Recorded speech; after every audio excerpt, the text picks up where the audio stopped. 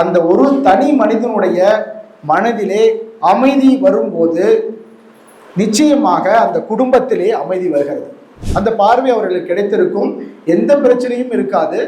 ஆனால் எனக்கு வழி தவறாக செய்து விட்டார்களோ என்ற பயம் அவர்களுக்கு இருக்கும். நான் சொல்வேன், கவலைப்படாதீர்கள். பய உணர்வு தான் மிகுந்து காணப்படுகிறது. அந்த பய உணர்வுக்கு காரணம் பிரைமரி கேரை எதுவும் நம்ம டச் பண்ணுறதில்ல.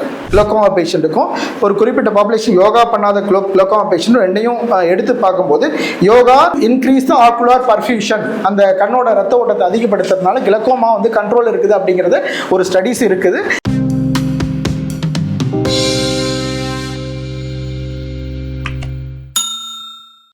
வாழ்க வையகம், வாழ்க வையகம், வாழ்க வளமுடன். மருத்துவம் என்பதை மகரிஷியிலிருந்து ஆரம்பிக்கலாம். உண்மையாக சொல்ல போனால் மருத்துவத்தில் மருத்துவர்களின் பங்கும் உலக அமைதியும் என்று எடுத்துக்கொண்டால் மகரிஷியும் ஒரு மருத்துவர் தான். ஏனென்றால் சித்தக்கலையை கற்று இந்த மக்களுக்கு எது எளிமையாக இருக்கும், கடைக்கோடி மனிதனையும் சென்றடையக்கூடிய ஒரு உடற்பயிற்சியையும் கடைக்கோடி மனிதன் செய்யக்கூடிய ஒரு தவமுறையையும் எளிமையாக்கி இந்த மன்றத்தை உருவாக்கி உலக சமுதாய சேவா சங்கத்தை உருவாக்கிய மகரிஷி அவர்கள் ஒரு மருத்துவர். அப்படிப்பட்ட மகரிஷி அவர்கள் உலக அமைதி என்ற வார்த்தையை உலகத்தில் முதலில் உச்சரிக்க வைத்தவர். உலகத்திற்கே ஓராட்சி வேண்டும் என்று நம்மையெல்லாம் ஒருங்கிணைத்தவர்.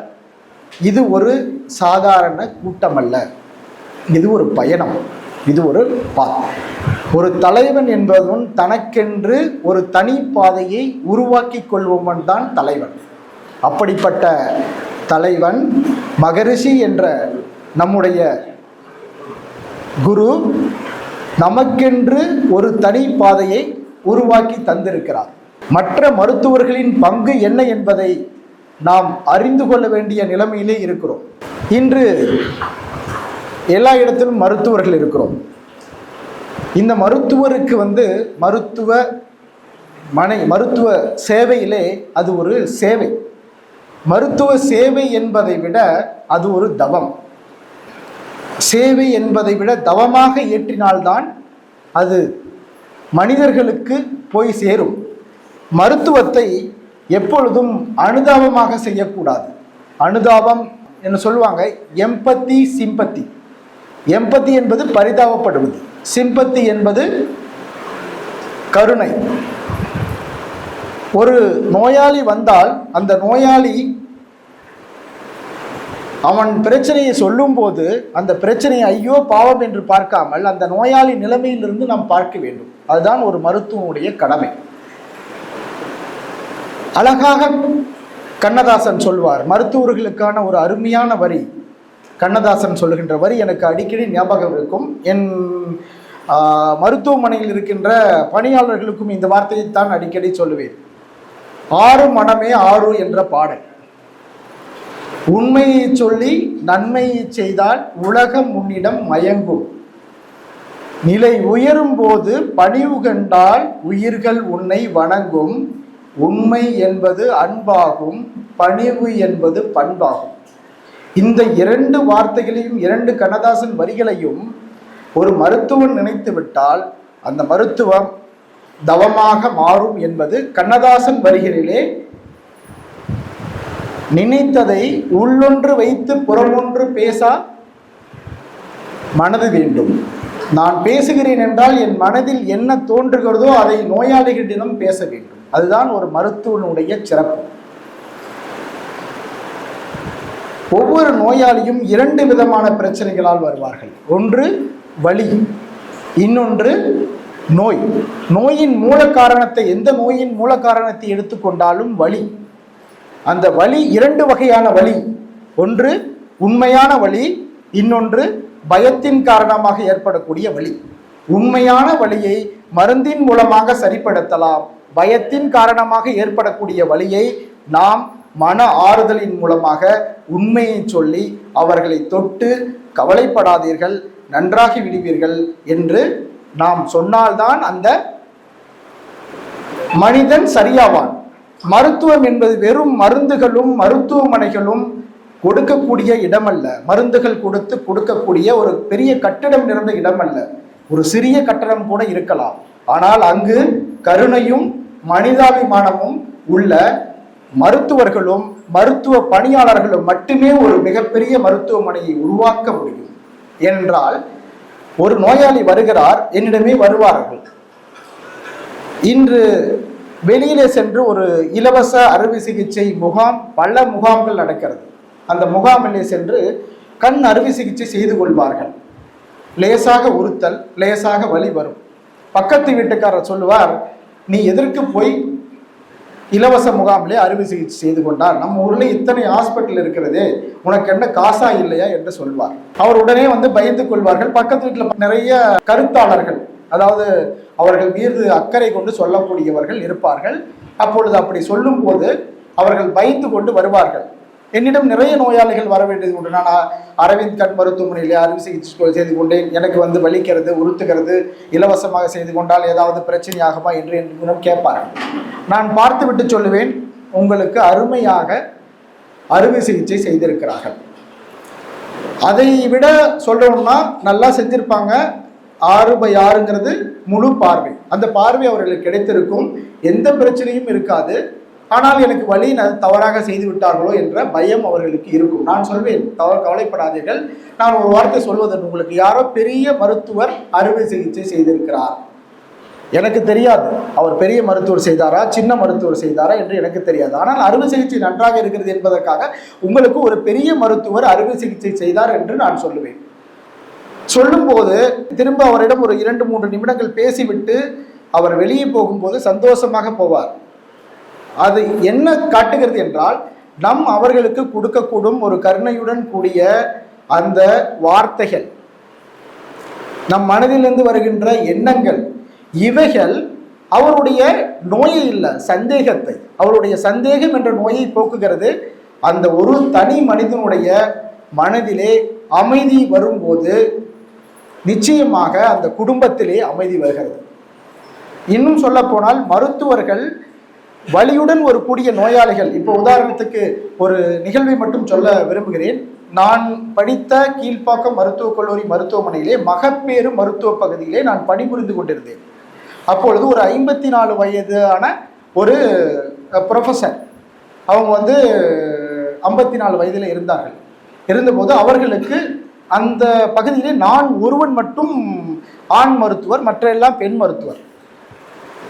காலையில் சென்றால் நான் போனால் நான் என்ன செஞ்சாலும் தவறில்லை.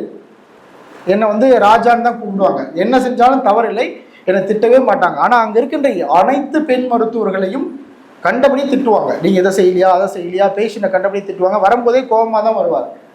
எல்லோரும் வருத்தப்படுவார்கள். அப்பொழுது நான் போய் அவரிடம் ஒரு வார்த்தை சொன்னேன். ஒரு அம்மா என்று தான் கூப்பிடுவேன். அம்மா, நீங்கள் இப்படி என் மீது ரொம்ப பாசமாக இருக்கிறீர்கள்.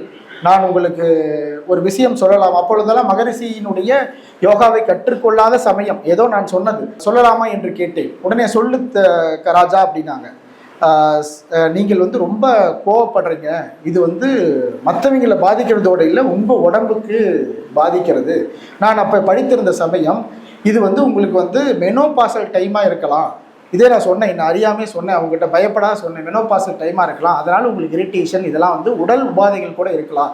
அதனால் நீங்கள் கொஞ்சம் யோகா மெடிடேஷன்லாம் போங்க. அப்போ யோகா மெடிடேஷனை பற்றிய அந்த ஆழம் அறிவு இல்லாத சமயத்திலே யோகா மெடிடேஷன்லாம் போங்க அப்படின்னு சொல்லி அவங்க மகரிஷி மகயோகின்னு ஒரு யோகா ஆழ்நிலை தியானம் இருக்குது, அங்கே போனாங்க. போயிட்டு அவங்க கற்றுக்கிட்ட பிறகு 1 மாதம் கழித்து என்னை கூப்பிட்டு சொன்னார், என் மகள் சொல்லுகிறாள் இப்பொழுது நிம்மதியாக இருப்பதாக. அதே மாதிரி அந்த வார்டில் இருந்த எல்லாருமே நிம்மதியாக இருந்தாங்க அவங்க கற்றுக்கிட்ட பிறகு. அப்பொழுது என்ன, ஒரு மருத்துவருடைய அமைதி ஒரு சக பணியாளர்களிடம் அமைதியை உண்டாக்கிறது, நோயாளிகளிடம் அமைதியை உண்டாக்கிறது. இன்னும் சொல்ல போனால் ஒரு மருத்துவர் எங்களுடைய அரசு மருத்துவமனைகளில் பணிபுரியும் போது மருத்துவர்கள் வரும்போது எங்களோட ஸ்டாஃப்லாம் சில பேர் சொல்லுவாங்க, நீங்கள் ஆசிரியர்கள் வரும்போது சொல்கிற மாதிரி டீச்சர் வரும்போது சொல்லுவாங்க, என்ன வாத்தியார் இன்னைக்கு வீட்டுக்கார அம்மா கூட சண்டை போட்டு வந்துட்டாரான்றது ரொம்ப அடிக்கிறாரு அப்படிம்பாங்க. அது மாதிரி நம் கோபம் வந்து நம்மளை மாற்றும். இன்னொன்று, நம்மளுடைய பக்கத்தில் இருக்கின்ற ஆண்டிப்பட்டி என்ற ஊரிலே பிறந்த மிகச்சிறந்த ஒரு இன்ஜினியர் மகேந்திரா வேலுச்சாமி அவர்களுடைய வீடியோவை நான் பார்ப்பது வழக்கம். அவர் ஒன்று சொல்வார், எமோஷனல் இன்டெலிஜென்ஸ் இல்லாத போது அவர் அத்தனை பெரிய இதெல்லாம் எப்படி உருவாக்குனீங்க அப்படின்னு கேட்கும்போது அவர் சொன்ன வார்த்தை, என்னிடம் 2 வகையான எம்ப்ளாயீஸ் இருப்பாங்க. ஒருத்தர் வந்து எனக்கு ஒன்றும் தெரியலன்னு சொல்லியிருப்பாங்க, நான் அதை பார்த்துக்குவேன்.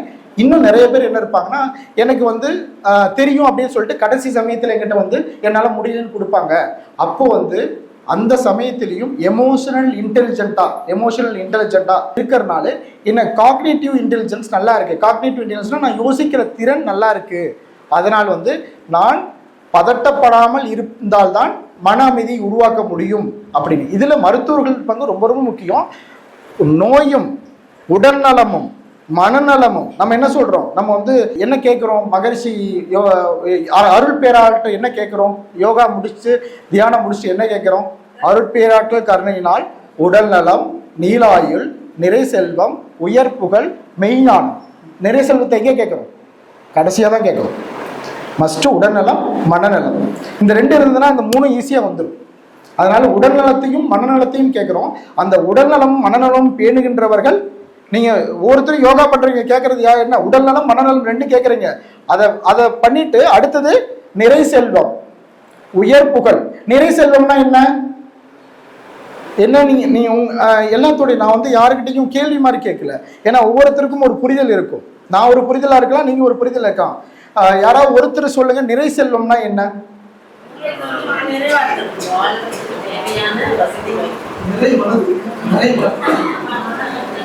கரெக்டு, ஐயா சொல்ற மாதிரி. அதாவது நான் நேற்று இரவு வந்து ஒரு என்னுடைய நண்பரோட 12 மணிக்கு ரயில் நிலையத்துக்கு போயிட்டு இருந்தேன். அப்போதான் சொன்னார், ரங்கா அங்கே பாரு, அங்கே படுத்திருக்காரு ரோட்டில், அவனும் சந்தோஷமா இருக்கான், நீ நானும் காரில் போகிறோம், நம்மளும் சந்தோஷமா இருக்கோம். அப்போ காரில் போகிறதுக்கும் படுத்திருக்கிறதும் பணம் தேவை. ஆனால் சந்தோஷத்துக்கு பணம் தேவையில்லை. 100 ரூபா இருந்தாலும் வாழ்கிறான், 1000 ரூபா இருந்தாலும் வாழ்கிறான், 1,00,000 ரூபா இருந்தாலும் வாழ்கிறான். அப்போ வந்து போதும் என்ற மனமே பொன் செய்யும் மருந்து அப்படிங்கிறதா நிறை செல்வம். அந்த நிறை செல்வத்துக்கு அதிகமாக சம்பாதிக்கணும் இல்லை, எனக்கு வந்து போதுங்கிற மனம், என்னுடைய உடல்நலம் மனநலம் இருந்துச்சுன்னா பொருள் தேவையில்லை. டாக்டர்கிட்ட எப்போ போகிறோம், எங்கிட்ட வந்து எப்போ வந்து நீங்கள் வர்றீங்க, வந்தால் நான் ஃபீஸ் கேட்பேன், சர்ஜரி பண்ணணும்னு சொல்லுவேன். அப்படிங்கும் போது உங்களுக்கு பொருள் தேவைப்படுது. இன்னும் சொல்ல போனா மருத்துவத்திற்கு பொருள் தடையில்லை என்ற ஒரே நாடு எதுன்னு சொல்லுங்க, இந்தியாவில். எங்க? இந்தியாவிலே மருத்துவத்துக்கு தமிழ்நாடு.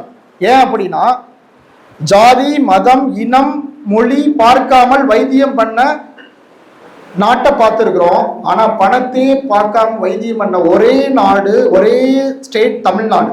இதுல வந்து அரசு மருத்துவமனைகளோட இம்பார்ட்டன்ஸ் சொல்றீங்க. அரசு மருத்துவமனைகள்ல ஒண்ணுமே இல்லை, அரசு மருத்துவமனையில அரசு மருத்துவர்கள் சரியில்லை அப்படி இப்படின்னு சொல்றாங்க. ஆனா அதே அரசு மருத்துவமனையில் நீ பணக்காரனா ஏழையா என்று எந்த மருத்துவரும் கேட்டு வைத்தியம் பார்ப்பதில்லை. 2வது, நீங்க கொடுக்கக்கூடிய தமிழ்நாடு அரசிலே மருத்துவத்துறையை தவிர அத்தனை மருத்துவத்துறைகளிலும் நீங்கள் வேறுபடுத்தி பார்க்கப்படுவீர்கள். நீங்க வந்து ஒரு வருமான சான்றிதழோட எங்கெங்க போகணும், நீங்க ஒரு உதவி வாங்கணும்னா 1000 ரூபா வாங்கணும்னா வருமான சான்றிதழோட போகணும், ரெவன்யூல வருமான சான்றிதழோட போகணும், மற்ற எல்லா இடத்துலையும் வருமான சான்றிதழோட போகணும். ஆனா வந்து இந்த சிஎம் இன்சூரன்ஸ் ஸ்கீம் அந்த இதுக்கு மட்டும் வருமான சான்றிதழ் போக வேண்டியதில்லை. அப்படி வந்து மருத்துவத்தை கொண்டு வந்திருக்கிறது நம்ம தான். இதுக்கு காரணம் யாரு அப்படின்னா மருத்துவர்கள். நிறைந்த மருத்துவர்கள் இருக்கிற நாடு நம்ம மருத்துவர்கள். அந்த மருத்துவத்தை கொண்டு வந்தது. 2வது, இன்னொன்று சொல்ல விரும்புகிறேன். அதாவது இந்த மருத்துவம் எப்படி மன அமைதியை உண்டு பண்ணி இருக்கிறதுன்னு சொல்றேன். அதாவது ஒரு 20-30 வருடங்களுக்கு முன்னால் நம்ம ஊர்ல என்ன ஆகும், பெரிய யாரா இருந்தாலும் சரி, அதாவது வந்து இன்ஃபேக்ட் வந்து நான் சொல்றேன், கோயம்புத்தூர்லே இன்னைக்கு ஒரு பெரிய ஹாஸ்பிட்டல் கேஜி ஹாஸ்பிட்டல் எனக்கு தெரியும் உங்களுக்கு. அந்த கேஜி ஹாஸ்பிட்டலோட ஓனர் அவங்க அப்பா பக்தோச்சலம், அவரோட அப்பா, அவர் வந்து கண் அறுவை சிகிச்சை பண்ணிக்கணும். எங்க போய் பண்ணிட்டு வந்தார் தெரியுங்களா? அமெரிக்காவில் போய் பண்ணிட்டு வந்தார். அமெரிக்காவில் போய் ஐஓஎல், இப்போ கவர்மெண்ட் ஹாஸ்பிட்டல் அங்கே இலவச சிகிச்சையில் வைக்கிற ஐஓஎல், அப்போ வந்து ஃபேமிலியோட போய் ஃப்ளைட் டிக்கெட் போட்டு போய் பண்ணிட்டு வந்தாங்க. அந்த சிகிச்சையை, அந்த கண் மருத்துவ சிகிச்சையை அரவிந்த் கண் மருத்துவமனை என்ற 58 வயது, நான் மகரிஷியை நினைக்கிற அடுத்த இது டாக்டர் வெங்கடசாமி. அவரு 58 வயசுல வயசாயிருச்சு. இனிமேல் என்ன, வீட்டுல முடங்கி இருப்பான். இங்க இருக்கிற எல்லாருக்கும் சொல்றேன், வயசாயிருச்சு, வீட்டுல முடங்கி இருக்கலாம்னு நினைக்கிற வயசுல புதுசா 11 பெட் உள்ள ஒரு மருத்துவமனையை ஆரம்பிக்கிறார். 11 பெட் உள்ள ஒரு மருத்துவமனையை அவர் சொல்றாரு. என்ன சொல்றாரு? அரவிந்த் ஆஸ்பத்திரியில் இன்னைக்கு இருக்கிறது என்ன தெரியுங்களா? பணம் தடை கிடையாது. நீங்க உங்களை போய் நீங்க கேட்டீங்கன்னா, நீங்க போய் எனக்கு கண்ணு தெரியல அப்படின்னு சொன்னீங்கன்னா, கண்ணு தெரியலையா ஐயா, உங்களுக்கு புறை இருக்குது, ஆப்ரேஷன் பண்ணணும், இவ்வளோ ஆகுதுன்னு சொல்லுவாங்க. நீங்க என்ன சொல்லலாம்? எங்கிட்ட காசு இல்லை. சரிங்க ஐயா, நீங்க வந்து பணக்காரரா ஏழையா, நீங்க சங்கிலி போட்டிருக்கீங்களா, எதை பார்க்க மாட்டாங்க. நேரா ஐயா ஒரு 1000 ரூபாய் கட்டினா ஒரு அறுவை சிகிச்சை, சேலம் 60, இங்கேருந்து 60 கிலோமீட்டர் தான் இருக்குது சேலம் அறுவை சிகிச்சை, சேலம் கண் மருத்துவமனை இருக்குது, அரவிந்த் கண் மருத்துவமனை, அங்கே தான் நடக்கிறத சொல்கிறேன்.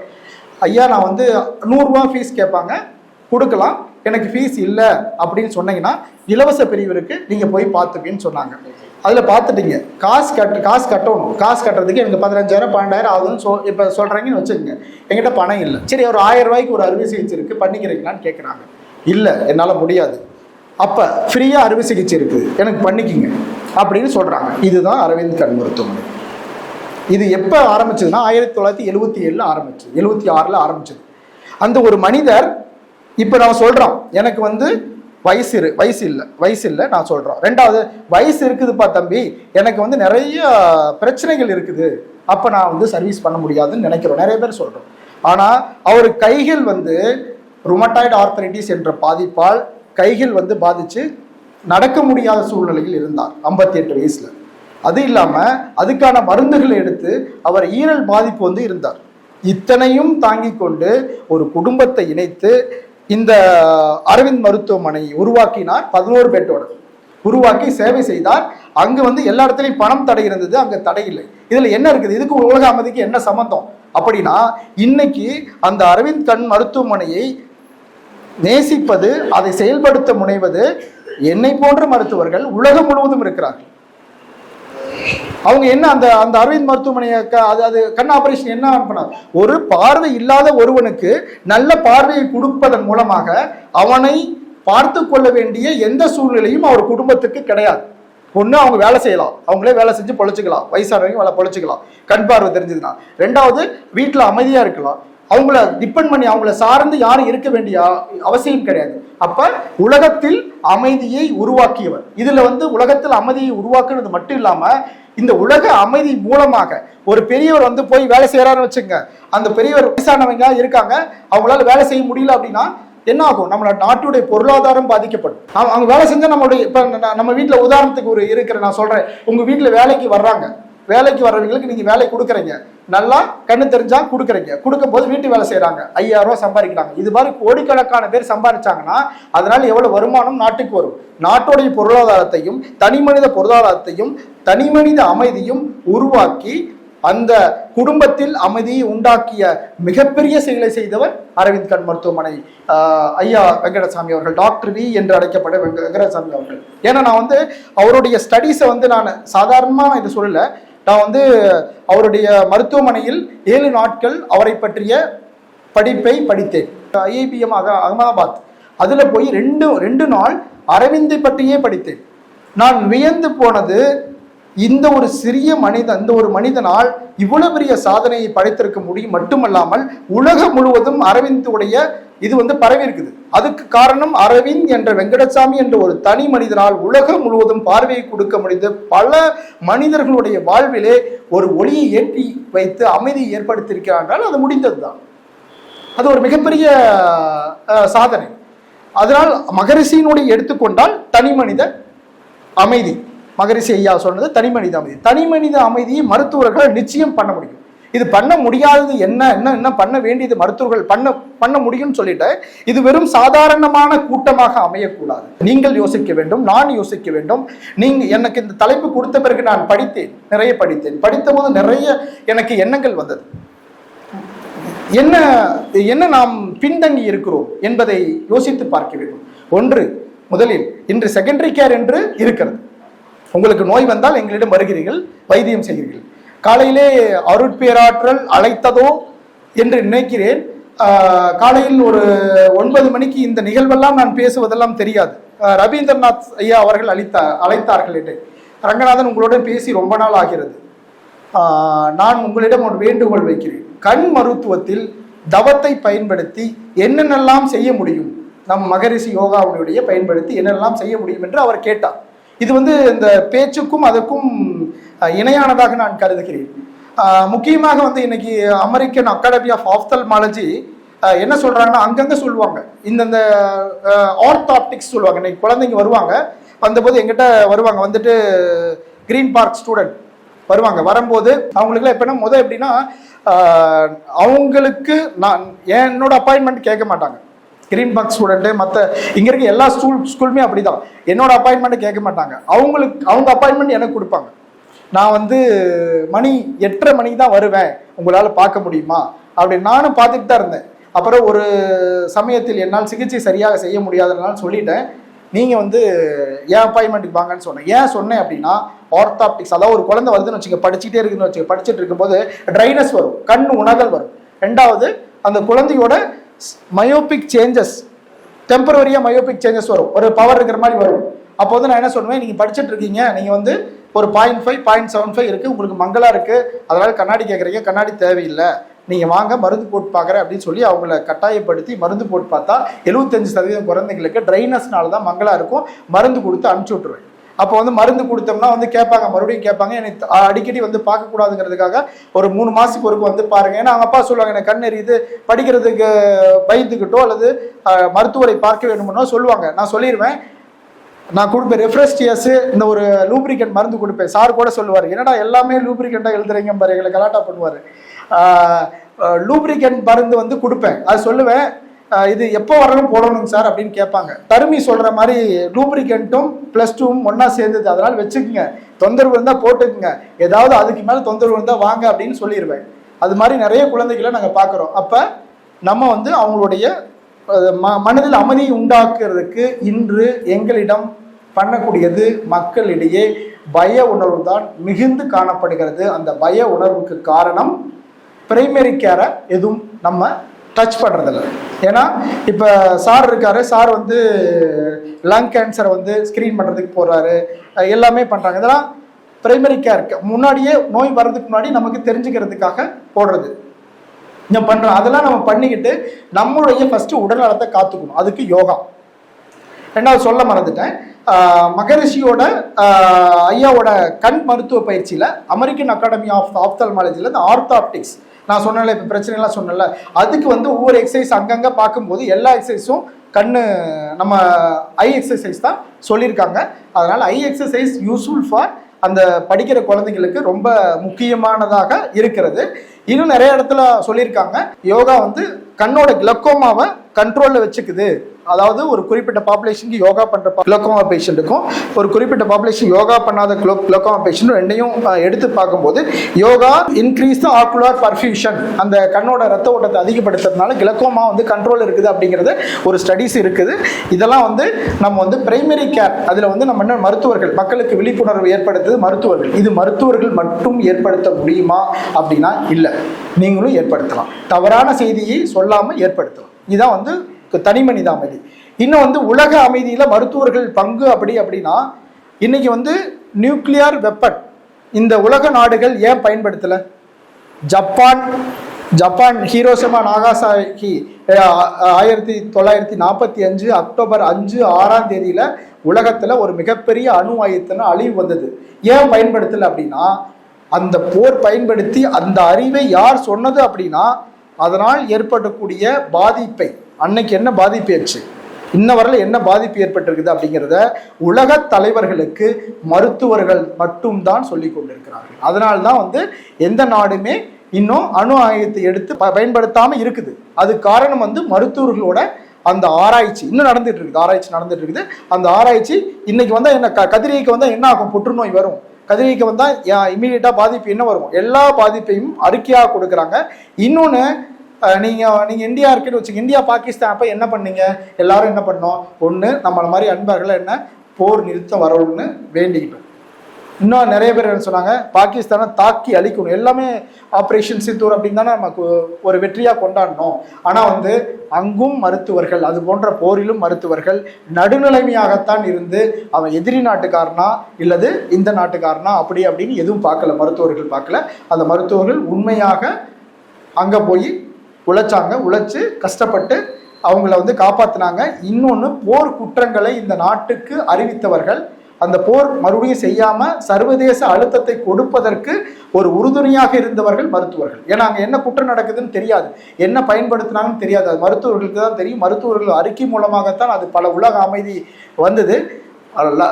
ஆயிரக்கணக்கான அறுவை சிகிச்சைகளை சீன போரிலே, இந்திய 2ஆம் உலக போரிலே நம்ம இந்தியாவிலேருந்து போன மருத்துவர்கள் ஆயிரக்கணக்கான அறுவை சிகிச்சை செய்து எதிரி நாட்டு வீரர்களையும் காப்பாற்றினாங்க, அந்த நாட்டு வீரர்களையும் காப்பாற்றினாங்க.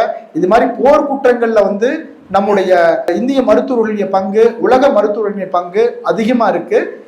இரண்டாவது விஷயம் என்ன அப்படின்னா, இந்த மருத்துவர்கள் இந்த போர் குற்றங்களுக்கு பிறகு அந்த குற்றங்கள் நடைபெறாமல் இருக்கிறதுக்கு அந்த நாட்டு போர் குற்றம் செய்த நாட்டை சந்தித்து இதெல்லாம் வந்து நீங்கள் செஞ்சிருக்க குற்றங்கள், நாங்கள் வந்து இதை வந்து உங்களுக்கு தெரிவிக்கிறோம், இனிமேல் இது மாதிரி செய்யக்கூடாது அப்படிங்கிறது போயிருக்காங்க. இன்னைக்கு பல நாட்டில் வந்து பீஸை வேண்டி, அமைதியை வேண்டி ஒரு இயக்கமே, டாக்டரோட இயக்கமே நடந்துட்டு இருக்குது, பல நாட்டில் நடந்துட்டு இருக்குது. இதெல்லாம் வந்து உலக அமைதிக்கு டாக்டர்கள் தனி மனித அமைதியை உருவாக்கணும். உலக அமைதியில் டாக்டருடைய பங்கு ரொம்ப இருக்கு. எல்லா மனிதர்களும் அமைதியாக இருக்கும்னா மருத்துவர்கள், நான் சொன்ன அந்த 2 வரிய மனித நேயத்தோட மருத்துவம் பண்ணணும், கருணையோடு மருத்துவம் பண்ணணும். இந்த பண்ணா டாக்டர் வெங்கடசாமி அவர்களுடைய மாதிரி பல மருத்துவர்கள் உருவானாங்கன்னா கண்டிப்பாக வந்து இந்த நாடும் இந்த உலகமும் அமைதியாகும். மருத்துவர்கள் பங்கு இதயத்தை போன்றது, மற்றவர்கள் பங்கு மற்ற பகுதி, உடலின் மற்ற பகுதியை போன்றது. இதயம் சரியாக இயங்கினால் உலக அமைதி சரியாக வரும் என்று கூறிக்கொண்டு வேதாத்திரியத்திற்கு நன்றி தெரிவித்து, இந்த கூட்டத்திற்கு என்னை அழைத்து சிந்தனையை பரிமாற வாய்ப்பளித்த மனவளக்கலை மன்ற அன்பர்களுக்கு நன்றியை தெரிவித்து விடைபெறுகிறேன். நன்றி, வணக்கம்.